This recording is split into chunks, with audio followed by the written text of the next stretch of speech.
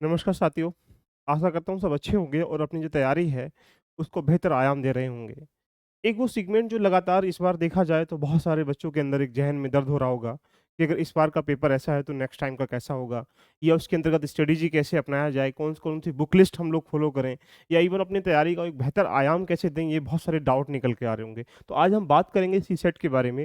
जैसा कि आप देखा जाए कि लास्ट ईयर के पेपर के मुताबिक इस बार का पेपर का जो ट्रेंड है, वो लगातार चेंज हो रहा है। तो आपको अपनी स्ट्रेटेजी, अपनी जो रणनीति है, उसको भी कहीं न कहीं एग्ज़ाम ओरिएंटेड करना पड़ेगा। नहीं तो ध्यान रखना इस बार में बहुत ऐसे बच्चे हैं 10 से 15,000 बच्चे ऐसे हैं, जिनका प्रीलिम्स में जीएस का पेपर अच्छा हुआ है, लेकिन सीसैट में 1 नंबर, 2 नंबर की वजह ध्यान रखना, अपने आप को ध्यान रखना मेंस में पार्टिसिपेट नहीं करा पाए हैं। ये एक गंभीर विषय होता है। कभी-कभी हम लोग ये सोचते हैं कि इस जो सेगमेंट है वो क्वालीफाई पेपर है। वहाँ पे आपको 33% प्रश्न जो है परसेंटेज सही करने हैं, 27% सही करने हैं।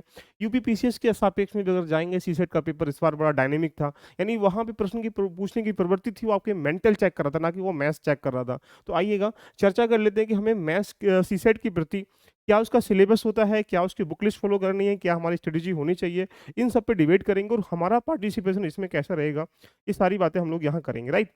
तो बेसिक बात अगर हम लोग यूपीएससी के सीसेट के बारे में चर्चा करें, तो आई थिंक आपको जानकारी होगी बेसिकली यहाँ पर 80 ऑब्जेक्टिव प्रश्न होते हैं, जहाँ पे आपको टिक करना होता है, एमसीक्यूज़ बेस्ड होते हैं।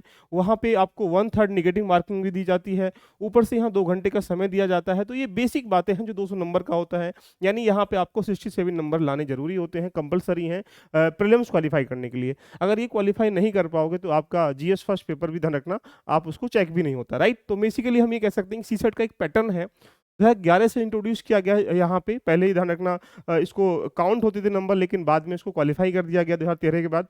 तो यहाँ पे एक पूरी जर्नी है। आइए जानते हैं पहले इसका सिलेबस क्या दिखेगा। अगर सिलेबस की चर्चा करें तो बेसिक बातों से अगर देखें तो यहाँ पे 6-7 पॉइंटों में सिलेबस को हमने डिफाइन कर रखा है। इस बार सीसेट को देकर आपने देखा होगा मुत्सर जी के द्वारा यहाँ पे वर्सेस जो यूपीएससी का केसेस है, वहाँ पे सीसेट को लेकर याचिका दायर कर दी गई। और उसके साथ अगर देखा भी जाए तो यहाँ पूरे इसके पीछे एक लॉजिकल पैटर्न बन जाता है कि कहा गया है कि 10th लेवल का मैथ्स आएगा, लेकिन आपने कैट का आईआईटी का मैथ पूछ लिया या उसके करने के तरीके चेंज कर दिए गए। अब कैसे बच्चा यहाँ पे इसको लाइटली लेके कर पाता है, देखने का विषय बन जाता है। देखो पहला टॉपिक है कंप्रीहेंशन। कंप्रीहेंशन का मतलब कहीं न कहीं आपके अंदर एक ऐसी मेंटल स्ट्रेंथ को जानने का प्रयास करता है यूपीएससी कि आपके अंदर एक सोचने-समझने की प्रवृत्ति है या नहीं है। आपके अंदर एक ऐसा दायरा है जो व्यापक तरीके से आप कहीं न कहीं निर्वहन कर सकें देश का, समाज का या कहीं न कहीं किसी कल्चर के सापेक्ष में। अगर हम इंटरपर्सनल स्किल्स कैसी है आपकी, कम्युनिकेशन स्किल्स कैसी है, आपकी लॉजिकल रीज़निंग यानी तर्क शक्ति कैसी है, आपकी डिसीजन मेकिंग लेने की कैपेबिलिटी कैसी है, ये सारी बातें यहाँ पे वो डिफाइन करता है। और जब ये सारी बातें अगर डिफाइन करता है तो आपके दिमाग में एक सिनेरियो बन जाना चाहिए कि मुझे इसे रेडी कैसे करना है, राइट? जनरल मेंटल एबिलिटी क्या होती है, मतलब इसका पार्ट कैसे होता है, राइट? बेसिक न्यूमरेसी जो मैथ्स का पार्ट है, मैथ्स का वो पार्ट यहाँ पे देखा जाए पहले 2-3 प्रश्न आते थे, लगातार इसका वेटेज बढ़ रहा है। इस बार देखा जाए 80 में से 40 क्वेश्चन जो है क्वांट से देखने को मिल रहे हैं। तो डिपेंड होता है कि आप कहीं न कहीं क्वांट को नहीं पढ़ना है, आपको कहीं न कहीं मेंटल स्ट्रेंथ को आपको बढ़ाना है। आपकी बेसिक जो एक्यूरेसी है, आप आंकड़े के सापेक्ष में आप एक जिलाधिकारी बनेंगे या ब्यूरोक्रेट्स में कहीं भी डिपार्टमेंट में जाएँगे तो वहाँ गरीबी के जो आंकड़े हैं या जितनी भी योजनाओं के स्कीम्स वगैरह के जितने डाटा हैं कैसे कलेक्ट करोगे, उसको मैनेज कैसे करोगे, ये सारी चीज़ें हम लोग यहाँ सिखाने का प्रयास करेंगे। देन उसके बाद यहाँ पे लिखा भी है 10th लेवल का मैथ्स आएगा और यहाँ डीआई डाटा इंटरप्रिटेशन के सापेक्ष में प्रश्नों की भूमिका। तो एक बेसिक सिलेबस है जिसको हमें पकड़ बनानी है, लेकिन ये सिलेबस है, इसके डेप्थ नॉलेज में जाने के लिए आपको डेप्थ पढ़ना पड़ेगा। तो यहाँ से यूपी पीसीएस के सापेक्ष में जाएँगे तो हिंदी का जो एक सब्जेक्ट है वो बढ़ जाता है, बाकी यहाँ सेम-एस है। तो अब हमें क्या करना है, हमारी स्ट्रेटेजी कैसी होनी चाहिए?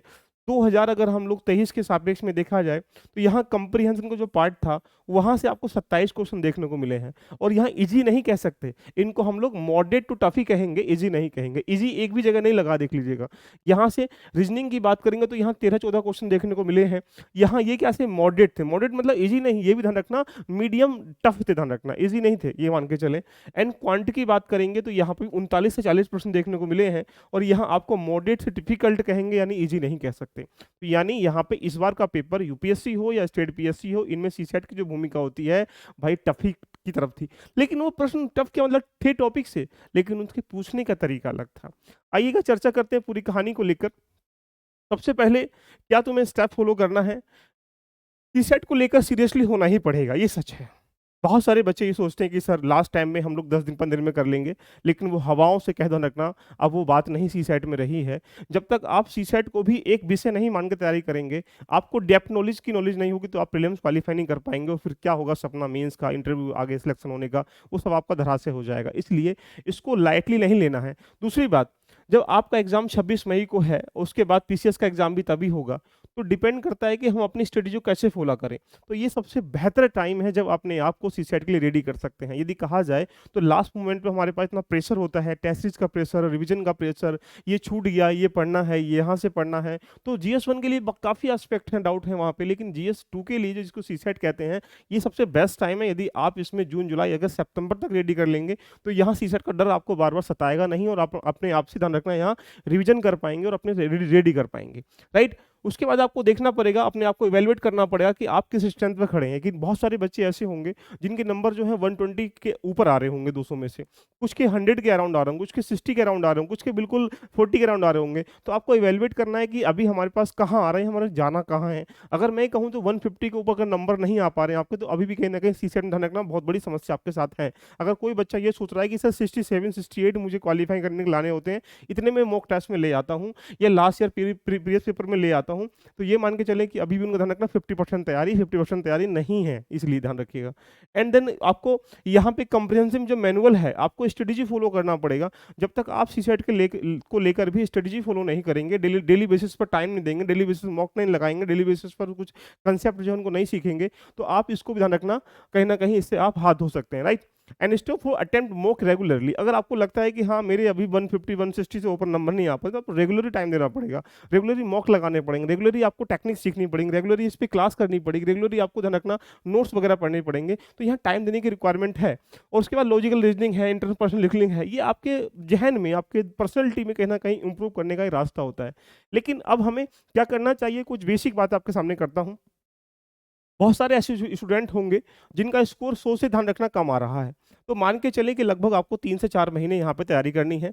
इसके लिए 3 से 4-5 महीने की तैयारी करनी पड़े, रोजाना आपको 1 से 2 घंटे यहाँ देने पड़ेंगे। अगर आपके नंबर 100 से कम आ रहे हैं, तो ऐसे विद्यार्थी जो 100 से नंबर कम लेके बैठे हुए हैं, यानी वो चाहे कितने भी कम लेके बैठे हो, लेकिन उनको यहाँ 4-5 महीने सीसेट के ऊपर आराम आराम से पर डे 1 घंटा, 1.5 घंटे, 2 घंटे देने पड़ेंगे। अगर नहीं दोगे तो ये बात का जो डर है आपको सताएगा। उसके बाद यहाँ पे यदि आपका स्कोर 100 से 130 के आसपास आ रहा है, तो आपके कुछ विशेष जो क्षेत्र हैं, जो विशेष एरियाज हैं, वो कमजोर हैं। यानी आपको भी अभी इतना ये नहीं मानना है कि हम इसको लाइट लेके कर लेंगे, लेकिन जिसके 100 से लेकर 130 के आसपास आ रहे हैं, उसके कुछ पक्ष कर्मोज हैं, उनकी समझ को, उनकी जो जहाँ जहाँ पक्ष है, उनको डिफाइन करना है, और डिफाइन करके उनको रेडी करना है। और रेडी करने के बाद आपको देने के आधार पर तैयारी करनी है। कभी आप सोचो कि हम तो इग्नोर मार देते हैं, हम इसको आराम से रेडी कर लेंगे, ऐसा बिल्कुल भी नहीं करना है। कुछ विद्यार्थी ऐसे होंगे जिनका स्कोर 130 से 150 के बीच में आ रहा होगा, तो यहाँ भी ध्यान रखना, उनके ऐसे कहीं ना कहीं क्षेत्र कमजोर होंगे, चाहे रीजनिंग के, क्वांट के या कंप्रीहेंशन के सापेक्ष में। उनको भी यहाँ पे कहीं ना कहीं अपनी जो गति है, अपनी जो स्पीड है, उसको सुधारना है। और साथ में ध्यान रखना, डेली बेसिस पर कुछ ना कुछ आपको अभ्यास करना है, आपको इसको भी इग्नोर नहीं मानना है। लेकिन जिन विद्यार्थी के नंबर 150 से 170 के बीच में आ रहे हैं, तो ये मान के चले कि उनके अंतर्गत थोड़ा ध्यान रखना, ऐसे कुछ थोड़े बहुत कमजोर क्षेत्र होंगे जहां पर आप बहुत सारी गलतियां थोड़ी बहुत कर पा रहे होंगे, या प्रैक्टिस नहीं कर पा रहे होंगे, रिवीजन नहीं कर पा रहे होंगे। आपको यहाँ भी काम करना, लेकिन डेली बेसिस पर रखना, आपको थोड़ा बहुत भी टाइम यहाँ देना पड़ेगा। अगर आप भी डेली बेसिस पर टाइम नहीं देंगे, तो जो छोटी छोटी गलतियां हैं, क्या पता उन गलतियों से प्रश्न ही बन के आ जाए। मान लो तुम्हारे पास 100 में से मान लीजिएगा 30 गलतियां हैं, और 30 गलतियों से ही वो प्रश्न निकल के आ गए, कैसे करोगे। तो इसलिए दिमाग में ये रखना है कि हमें अपनी तैयारी को पूर्ण करना चाहिए, ना कि अपूर्ण करना चाहिए। गलती हम यही करते हैं, हम पूर्ण सिलेबस को पढ़ नहीं पाते हैं, चाहे GS1 हो, चाहे GS2 क्यों ना हो। तो यहाँ पे भी इनको इग्नोर नहीं माना। लेकिन जो विद्यार्थी 170 से लेकर 190 के बीच में नंबर लेके आ पा रहे हैं, तो ये मान के चलेंगे पेपर 2 करने की आपको ध्यान रखना आवश्यकता नहीं है। बस आप थोड़ी बहुत ध्यान रखना है, यहाँ गति बढ़ाइएगा। अब तुमको भी बता रहा हूँ, देखिएगा, जिनके 170 से लेकर 190 के बीच में आ रहे हैं, तो आप ये कह सकते हैं कि यहाँ आवश्यकता नहीं है ज़्यादा पढ़ने की। आप अपने आप को ध्यान रखना, एग्जाम से 10-15-20 दिन पहले अपने आप को प्रिपेयर कर सकते हैं, मॉक टेस्ट लगा सकते हैं। जो कमियां हैं उनको आराम आराम से वीकली बेसिस पर रेडी कर सकते हैं। इनके लिए ध्यान रखना सुविधा का। लेकिन भाई जिन जिन बच्चों के लिए यहाँ पे 190 से ज़्यादा आ रहे हैं, तो उनको तो भैया समय बर्बाद करने की आवश्यकता बिल्कुल नहीं है। पेपर 1 की तैयारी करें, पेपर 2 पे बिल्कुल भी ध्यान ना दें। तो ऐसे स्टूडेंट जो लोग यहाँ बैठे हुए हैं, यहाँ बैठे हुए हैं, यहाँ बैठे हुए हैं, यहाँ बैठे हुए हैं। वो जो यहाँ बैठे हुए हैं, जो यहाँ बैठे हुए हैं वो सौभाग्यशाली हैं, उनका सीसैट ऑलरेडी रेडी है। वो आराम से जीएस 1 पे फ़ोकस करें या बाकी मेंस पे फ़ोकस करें, सीसैट पे बिल्कुल फ़ोकस ना करें। लेकिन जो यहाँ बैठे हुए हैं, उनके लिए मैंने यहाँ पे ध्यान रखना स्पेशल सीसैट का एक बैच लॉन्च किया है। आपको ज़ीरो से बेसिक से पढ़ाया जाएगा कि क्वांट क्या होता है। मैक्सिमम क्लासेस चलेंगी, डाउट सेशन चलेंगे, प्रैक्टिस कराई जाएगी, आपको सीट मिलेगी, पीडीएफ फॉर्मेट में मिलेगी, आपके हर टॉपिक पे इंटरलिंक करके मैं पढ़ाऊँगा। तो जिनको लगता है कि सीसेट से इस सारी कैटेगरीज में आती हैं, तो आप इसको ज्वाइन कर सकते हैं। ज्वाइन करने के लिए आपको करना कुछ नहीं है, यहाँ पे एलवीआईएस के प्ले स्टोर पे जाना है और वहाँ से एलवीआईएस को डाउनलोड कर लेना है और डाउनलोड करके आप सीसेट को ध्यान रखें ज्वाइन कर सकते हैं। इसके लिए एक आपके लिए ऑफर भी है। ऑफर क्या है, यदि आप एलवीआईएस पे जाके एनसीईआरटी परचेज करते हैं तो उसकी फीस है 900 रुपीज़ और उसके साथ सीसेट भी आप लेते हैं तो यहाँ पे कूपन कोड है LVIAS 500 डालने के बाद आप अगर सीसेट लेंगे तो इसकी फीस हो जाएगी 1500 रुपये। वैसे इसकी फीस कितनी है, 2000 रुपये। तो आपको डर लगता है, देखिए डीपली डेप्थ नॉलेज को हम सीसेट में इकट्ठा करेंगे, तो जिनको लगता है कि अभी भी हमें सीसेट में गंभीर समस्या बनी हुई है तो आप एनसीईआरटी और ये एनसीईआरटी आपको नॉर्मली दोनों बैचेज जो है 2400 में आपको मिल जाएंगे। ये कहने का मेरा तात्पर्य है, आप इसको ज्वाइन कर सकते हैं। यदि आपको लगता है कि ओनली सीसेट ही पढ़ना है तो आप जाइएगा और यहाँ पे इसको एनरोल कर लीजिएगा। आइए चर्चा करते हैं आगे बढ़ते हुए। 2022 में अगर हम लोग देखें तो रीडिंग कॉम्प्रिहेंशन से प्रश्न का 27 था, यानी इससे ये चलता है पता कि हमें कुछ ऐसे कीवर्ड डिफाइन करने पड़ेंगे जहां से एग्जाम में प्रश्न जाते आते हैं। एक कीवर्ड कौन सा है, रीडिंग कॉम्प्रिहेंशन, बोधगम्यता है। दूसरा क्या है, क्वांटिटिव, यहाँ पे एप्टीट्यूड जो 35 नंबर का आता है, क्वेश्चन आते हैं। लॉजिकल रीजनिंग जो यहाँ पे 18 19 20 क्वेश्चन आते हैं। यानी 3 इंपोर्टेंट की हैं जहां से ध्यान रखना मैक्सिमम 99% क्वेश्चन यहीं से आ जाते हैं। अगर 2021 के सापेक्ष में देखेंगे तो यही कहानी है। यहाँ 27 क्वेश्चन, यहाँ 36 क्वेश्चन है, 17 क्वेश्चन। 2020 में देखेंगे तो यहाँ 25 क्वेश्चन, देखो 40 क्वेश्चन, यहाँ 15 क्वेश्चन। आगे 2019 में देखेंगे तो 30 क्वेश्चन, 36 क्वेश्चन, 24 क्वेश्चन। नहीं, सामान्यतः अगर कहा जाए तो रीडिंग कम्प्रीहेंशन, मैथ्स और रीजनिंग के 3 पैरामीटर से लगभग 70-75 क्वेश्चन ध्यान रखना यहाँ देखने को मिल जाते हैं। और आपको सही करने के लिए 27 क्वेश्चन सही करना है। इवन कहा जाए तो 40-50 क्वेश्चन तो सही करके आने चाहिए आपको, जिससे कि आपको ध्यान रखना गलतफहमी ना हो हमें करने के लिए। रही बात क्वांट में एक ऐसे वो टॉपिक है जो यहाँ पर अगर देखा जाए ये हमें पढ़ने होते हैं। यहाँ एलसीएम एसपीएफ यानी एक नंबर सिस्टम एक ऐसा टॉपिक है जहाँ इस बार भी 10 से 12 प्रश्न देखने को मिले हैं। तो आपके दिमाग में जहन में ये होना चाहिए कि हमें सीक्वेंस वाइज पढ़ना है और एक एक टॉपिक के पीछे डेप्थ नॉलेज इकट्ठा करनी है, कि जिससे कि एक भी टेक्निक, ट्रिक या जितने भी कंसेप्ट हैं वो छूट ना पाए। पता नहीं किधर से घूम के प्रश्न वो ले आता है। तो इसलिए हमें मैथ्स में सारे टॉपिक हमें कवर करने हैं। रीजनिंग में डाटा इंटरप्रिटेशन में ये कवर करने हैं। अगर हम यहाँ लॉजिकल रीजनिंग जाएंगे तो ये कवर करने हैं। उसके बाद यहाँ रीडिंग कंप्रीहेंशन जाएंगे तो यहाँ से इस तरीके से पढ़ना है। तो यानी मैं ये कह सकता हूँ कि यदि आपके दिमाग में बन रहा है तो हमें सीक्वेंस वाइज पढ़ना पड़ेगा, सिलेबस को पूर्ण करना पड़ेगा। फिर देखें काहे सीसेट में डर होता है। तो यानी एक ऐसी क्रिया होती है हमेशा सीखने की, अगर आप सब कुछ सीख जाते हैं तो एग्जामिनर प्रश्न कहीं से भी लेके आ रहा है हम उसको आराम से टैकल कर पाएंगे। और हमारी गलती होती है कि हम चंद चीज़ों को सीखने के बाद एग्जाम में पहुंच जाते हैं और हमें अपना ऊपर कॉन्फिडेंस हो जाता है कि हम क्वालिफाई तो कर जाएंगे, लेकिन वही कॉन्फिडेंस जो है ध्यान रखना हमें डुबा देता है। इसलिए उससे बचने का प्रयास करना है। दूसरी बात, बच्चों के जहन में दिमाग में आ रहा हो सर कौन कौन सी बुक्स लें। अगर आप ज्वाइन करते हैं बैच तो यहाँ सबसे पहली बात आती है, कोई यहाँ पे ध्यान रखना, यहाँ पे कोई बुक्स नहीं लेनी। क्यों, उसकी वजह क्या, देखो समझो।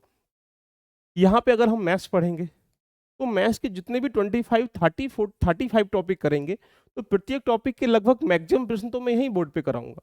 उसके बाद लगभग कहा जाए तो 20 25 30 प्रश्नों की जो सीट है आपको प्रत्येक टॉपिक के बाद डेफिनेटली मिलेगी, ध्यान रखना। अब आप भी जानते हैं कि यहाँ पे जब मैं ऐसी ऐसी जगह ध्यान रखना, इतने कम पैसों में इतना अच्छा पढ़ा दिया हूँ तो यहाँ इतनी फीस में कितनी तरीके पढ़ाऊंगा ये आप खुद जान सकते हैं।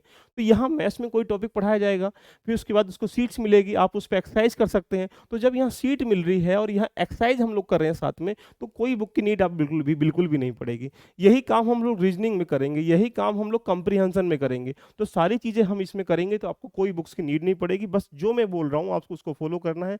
आप उन नोट्सों को फॉलो करेंगे, मैं चैलेंज के साथ कह सकता हूँ कि सीसेट तुम्हारा कभी नहीं जिंदगी में नहीं रुकेगा, मैं चैलेंज करता हूँ। राइट, तो इसलिए बुक्स की कोई नीड नहीं होगी जीवन में कभी भी। लेकिन हम ऐसा कह सकते हैं कि ऐसे बहुत सारे इंपोर्टेंट टॉपिक हैं, ध्यान रखना, प्रीलिम्स के लिए सीसेट के लिए इंपोर्टेंट होते हैं। अगर यहाँ देखा जाए तो लगभग 80% प्रश्न यहाँ से, 80% पार्ट यहीं से आ जाता है। बाकी अगर मैथ्स में देखेंगे तो बाकी ध्यान रखना ये 3 पैरामीटर्स हैं जहाँ पर मॉडरेट प्रश्न आते हैं, जहाँ पर लेस इंपोर्टेंट प्रश्न टॉपिक है, जहाँ से कम प्रश्न आते हैं। तो ये ऐसे क्वेश्चन है, नंबर सिस्टम एक ऐसा टॉपिक है जहाँ पर बहुत अच्छे प्रश्न देखने को मिलते हैं। इस बार भी 10 से 12 प्रश्न देखने को मिले हैं, देख लीजिएगा। और घुमावदार प्रश्न है जो कहीं ना कहीं आपके दिमाग दिमाग की मेंटल स्ट्रेंथ को चेक करने का प्रयास कर रहे हैं। तो यहाँ पे आप ये कह सकते हैं कि इसको जॉइन। अब देखो यही मैं आपसे बोल रहा हूँ जिनको लगता है कि हाँ, मुझे जॉइन करना है, तो आज ही जाके सीसेट में और एनसीईआरटी में अपने आप को एनरोल कर लीजिएगा। ये 2 क्लासेस जो हैं आपके लिए ध्यान रखना, पूरी स्ट्रेटेजी के साथ, हम बुक लिस्ट की कोई रिक्वायरमेंट नहीं पड़ेगी, सिलेबस आपको यहाँ पे हम बिल्कुल एनालाइज़ करते हुए चलेंगे कि हाँ, मैथ्स में क्या-क्या पढ़ना है, कैसे-कैसे पढ़ना है, ये सारी चीज़ें आपको यहाँ मिलती रहेंगी।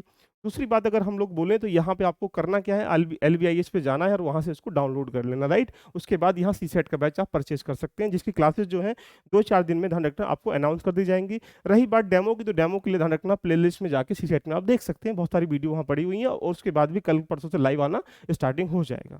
तो ये रही पूरा। रही बात दूसरी, यहाँ पे बहुत सारे बच्चे यहाँ पे सोच रहे होंगे सर इसके अलावा हमें क्या मिलता है? तो फ्री बैचेस के रूप में आपको मिल रहा है mains answer writing. Mains answer writing एक ऐसा सेगमेंट है जो यूपीएससी की जर्नी में सभी को करना चाहिए, मेरा मानना है। अगर आप मेंस आंसर राइटिंग नहीं करेंगे तो जहाँ एग्जाम में लिख के जब जाएगा आपके सामने, वहाँ जो चेकर एग्जामिनर चेक करेंगे कॉपियाँ, तो वो क्या में लिखेंगे? तरीका क्या है लिखने का? इसके वर्ड काउंटिंग कैसा है? शब्दावली कैसी है? प्रश्न का स्ट्रक्चर कैसा है? डाटा कैसा है? ये सारी चीज़ें वहीं चेक की जाती हैं। इसलिए मेंस आंसर राइटिंग का सबसे महत्वपूर्ण रोल है, 50% नॉलेज का 50% आंसर राइटिंग रोल है, तो तैयारी का 50% पार्ट यही तय करता है। इसीलिए ये मंडे, ट्यूसडे, वेडनेसडे, थर्सडे 9:30 बजे रात को हम per day mains answer writing करते हैं 4 दिन। ऐसे राइटिंग ये बहुत इंपॉर्टेंट चीज़ है जो कि आपके सिलेक्शन से लेकर हर चीज़ में कहीं न कहीं रोल अदा करती है। ये बहुत ज़रूरी है, चाहे आप बीपीएससी का एग्जाम दो, चाहे यूपीपीसीएस का, चाहे वो आईएएस का, ऐसी राइटिंग बहुत इंपॉर्टेंट है, ये सभी के लिए इंपॉर्टेंट है। तो यहाँ फ्राइडे, सैटरडे हम लोग 9:30 बजे पीएम रात में करते हैं। और एक ऐसा सेगमेंट जो करंट अफेयर, ध्यान रखना सब चीज़ों को मिला के बना होता है, चाहे स्टेट का एग्जाम दो, चाहे यूपीएससी का एग्जाम दो, करंट अफेयर बहुत ज़रूरी है। लेकिन पढ़ने का तरीका क्या होना चाहिए? करंट अफेयर कैसे रेडी करें? मैगज़ीन से रेडी करें या हमारे डॉक्यूमेंट जितनी भी हैं, गवर्नमेंट साइटें हैं या जो हम गवर्नमेंट डॉक्यूमेंट है, कहाँ से रेडी करें? ये बड़ा गंभीर विषय बन जाता है। उसके लिए मैंने आपके सामने फ्री ऑफ कॉस्ट क्लास चला दी यहाँ पे। तो ये हम लोग यहाँ फ्राइडे, सैटरडे करते हैं जो कि यहाँ पे 8 बजे है। उसके बाद अगर हम जीएस मेंस की बात करेंगे तो जीएस मेंस के लिए मंडे, ट्यूसडे, वेडनेसडे, थर्सडे करते हैं। यहाँ पर 8 एएम से करते हैं। ये वो सेगमेंट है जो ऐसे सेगमेंट जो प्रीलिम्स में नहीं आते हैं। इवन जैसे डिजास्टर मैनेजमेंट है, सोशल जस्टिस है, गवर्नेंस है, या ऐसे जो पार्ट जो मेंस मेंस में आते हैं, सोसाइटी है, उनको हम सुबह मॉर्निंग में 8 एएम कवर करते हैं। तो ये आपके लिए फ्री ऑफ कॉस्ट चल रहा है। आप यहाँ पार्टिसिपेट करके अपने आप को ध्यान रखना, एनरोल कर सकते हैं। फ्री ऑफ कॉस्ट है, ये कहाँ पर है? ये एप्लीकेशन पे भी क्लास है, ये यूट्यूब पे भी क्लास है। तो आप ये एप्लीकेशन, यूट्यूब दोनों पे यहाँ ज्वाइन कर सकते हैं। तो दोस्तों मैं यही कहूँगा कि जिनको लगता है कि सीसेट से डर है, तो यहाँ अपने आप को जाइएगा एलबीआईएस प्लेटफ़ॉर्म पे और वहाँ जाके अपने आप को एनरोल कर लीजिएगा। दोनों बैचेस आपको आनंद से कर सकते हैं। ठीक है? ऑल द बेस्ट, मिलते हैं सेशन के साथ। Love you, all of you. Bye bye, take care.